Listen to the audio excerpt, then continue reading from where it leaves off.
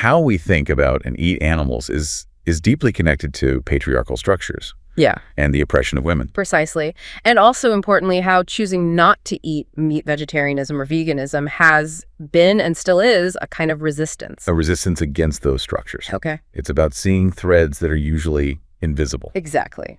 Challenging the main story, you could say. Okay, so where should we start? Maybe with some of the history. Yeah, let's pull on those historical threads first.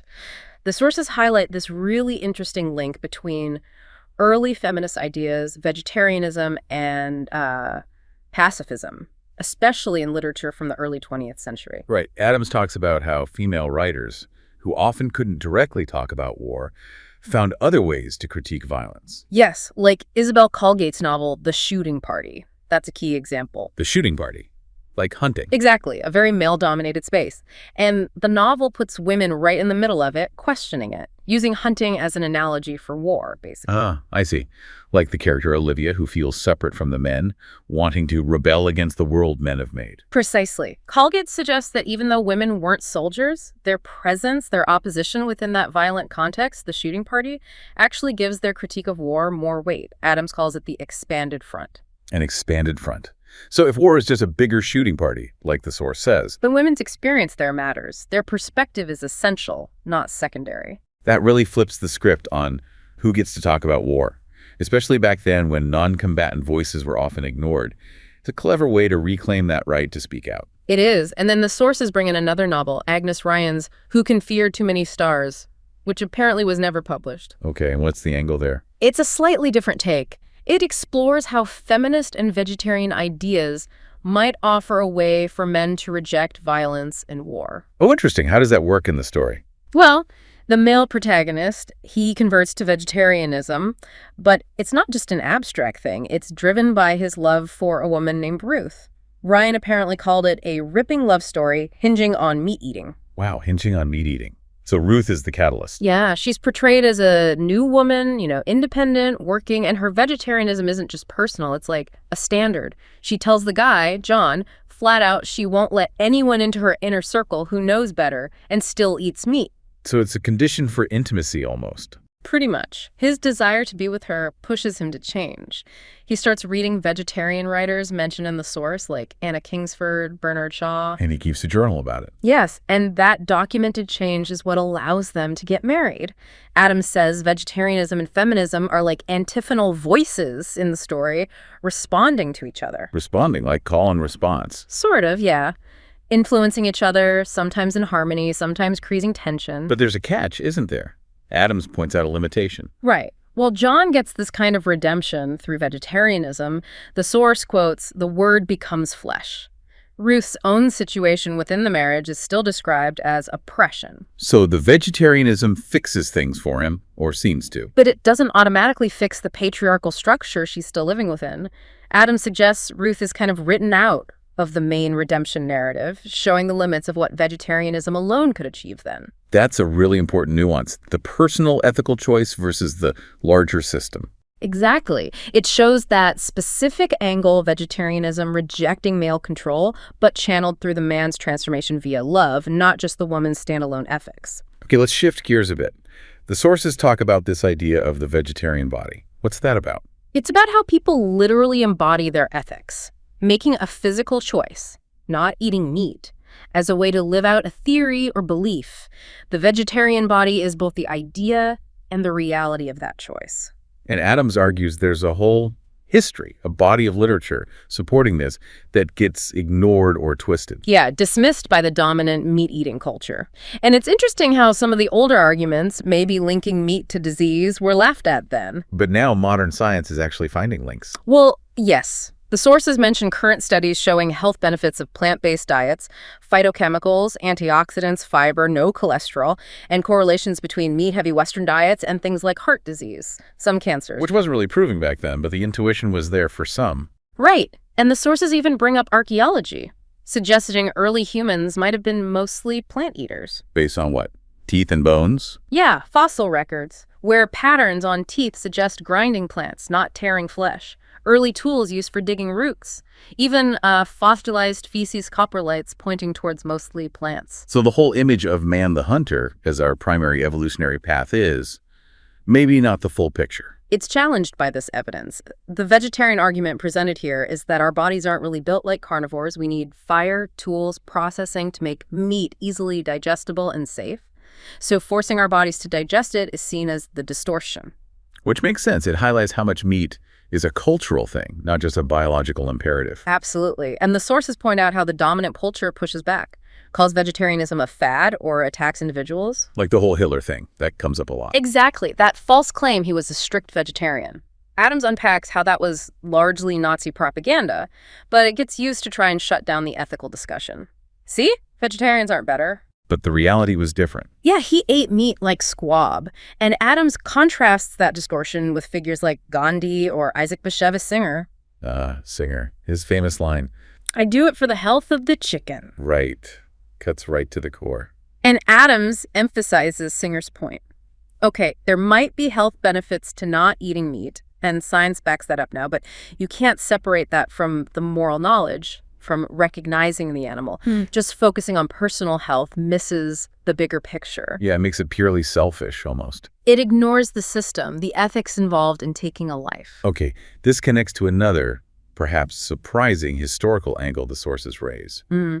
Sexuality and control, especially in the 19th century. Yes, with figures like Sylvester Graham, the graham cracker guy. That's the one. He's a big health reformer. Yeah. And he linked diet, specifically meat and rich foods, to, well, sexual urges. He thought stimulating foods overexcited the sexual organs, and his idea was the body was this closed energy system. So sexual activity, especially excessive self-pollution. He meant masturbation drained vital energy from, like, the brain. Pretty much. Energy that should go to higher functions was being diverted to the lowest organs. It sounds really odd to us now, that focus on masturbation. Definitely quirky. But the sources say these ideas actually appealed to some feminists back then. Why? It seems counterintuitive, right? But think about it. This was before reliable birth control.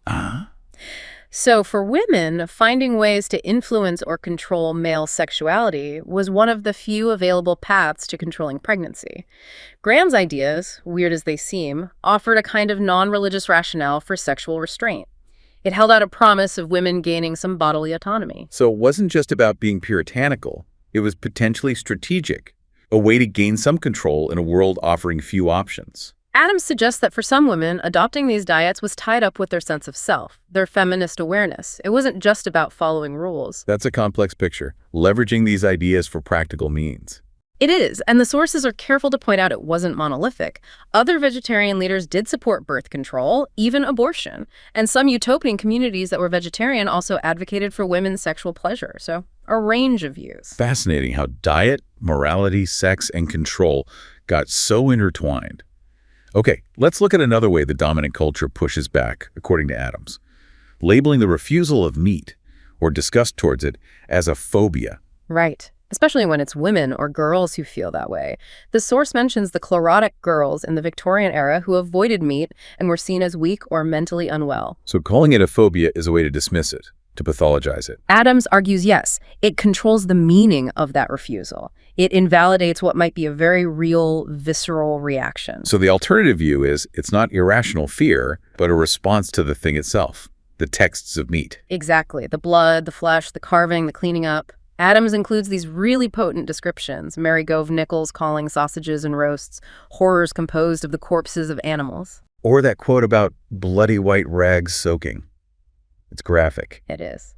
Or that other anecdote about the woman remembering Sunday dinners, the big roast bleeding, the father carving, the men eating heartily, the women cleaning the shambles afterwards. She calls it a horror, a scar upon her soul. That's powerful. So these reactions, this disgust. Adams suggests they aren't just psychological quirks. They could signify a deeper rejection of the whole patriarchal culture tied up with meat and violence. An embodied rejection of the cultural codes, not just a fear, but a statement. Exactly. The body itself expressing meaning, expressing dissent through what it refuses to take in. That idea of embodied meaning ties in perfectly with maybe the most central concept Adams introduces, the absent referent. You mentioned it earlier. Can you unpack that for us? What does it mean? Okay, the absent referent is basically the animal that gets lost in the process of becoming meat. Lost how? The living being, its individuality, its death, All of that is made invisible, erased, or disguised. The word meat itself helps do this. It turns a subject, a living creature, into an object, a product. So we don't have to think about the cow when we eat beef or the pig when we eat pork. Precisely. That absence, that disconnection, is what Adams argues allows mass meat consumption to happen without constant confrontation with the reality of death. I see. It's a crucial distancing mechanism. Yes. And she argues that literature often reveals this mechanism because writers dig into those hidden places, those uncomfortable truths. Like in Margaret Atwood's The Edible Woman, Marion connects refusing meat to resisting being objectified herself. Exactly. Her awareness of meat mirrors her feeling of becoming an object for consumption, sexually or socially. Although the source notes, once she breaks free from her engagement, that specific connection kind of fades for her, showing its complexity. Or Ann Tyler's character finding it easier to buy a dead turkey than kill a live one. Perfect example of the absent referent at work. It makes the separation clear. Adams also uses Flannery O'Connor's dream about being a peacock that gets eaten. Oof. Or Colette writing about a dead bird. These moments force you to confront the animal's body, breaking through that absence. And Judy Grant's feminist myths, with fairies reclaiming beaten flesh, that links rejecting violence against women and animals directly. It does. While Jeanette Winterson's Oranges Are Not the Only Fruit uses vegetarianism to signal the main character's independence, but then complicates it by having another vegetarian character, showing it's not always a simple equation. So literary awareness, seeing the gaps, the silences, is similar to vegetarian awareness, especially feminist vegetarian awareness. That's the argument. Both are about challenging dominant stories, the patriarchal myths that approve of flesh eating, as Adams puts it. Both involve seeing what's been made absent, whether it's women's experiences or animals' lives. And as women reclaim their own subjectivity, they often become more able to see animals as subjects, too, not just objects. This really frames vegetarianism or veganism as something much bigger than just diet. Like a quest, the sources say, an act of rebellion. Yeah, described as a journey, a deepening ethical commitment over time. And just by existing, this commitment acts as a rebuke to the meat-eating norm. It shows another way is possible. And a rebuke to patriarchal society, too, given the links we've discussed between meat and male power. Right. It's about consciously seeing the nothingness flesh has become, as Adam says, stripping it of its culturally imposed meanings, its phallocentric meaning, denying the symbolic power tied to that absent referent. The source even mentions a 1940s book by Henry Bailey Stevens linking male dominance and meat eating. And points to historical figures like Frances Willard, Clara Barton, Alice Walker, feminist vegetarians who saw these connections. Yes, suggesting a pattern. Women challenging patriarchal culture often involves recognizing how both women and animals are rendered absent or objectified by it. And this isn't just history, right? Adams connects it to now. Absolutely. Discussing things like why more women than men might be vegan today, or even how political groups like the alt-right using milk imagery try to co-opt food symbols for their own ends. It shows these links between food, gender, power, ideology. They're still playing out. It really forces you to see how interconnected these things are, things we usually keep separate. Definitely.